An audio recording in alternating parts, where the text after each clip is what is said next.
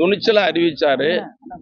ஏராளமான பல ஆயிரக்கணக்கான வாக்குச்சாவடிகள் ஒரு வாக்கு கூட பதிவாகாம காலிப்பெட்டி எடுத்து போனாங்க. இப்படி வன்னியர் சங்கம் துவங்கி இந்த உரிமைக்கு போராடி தான் மிக பிற்படுத்தப்பட்டவர்களுக்கு 107 சமுதாயம் 107 108 நீ 115 ஆயிடுச்சு.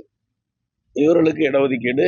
அப்புறம் இந்திய அளவுல இஸ்லாமியர்கள், கிறிஸ்தவர்கள், இன்னும் மத்திய அரசுன்னு பார்த்தா 6 இடஒதுக்கீடுகளை பெற்றுக் கொடுத்தார்.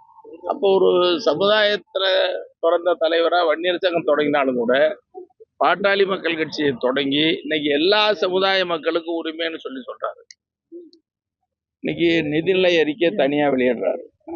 அதே மாதிரி இன்னைக்கு வேளாண்மைக்கு தனி நிதிநிலை அறிக்கை கணக்கெடுப்புன்னு சொல்லி வன்னியர் சங்கம் தொடங்கிய காலத்துல சொன்னது இன்னைக்கு வரைக்கும் பேசப்படுது. இப்ப நடைமுறைக்கு வந்துட்டு இருக்கு.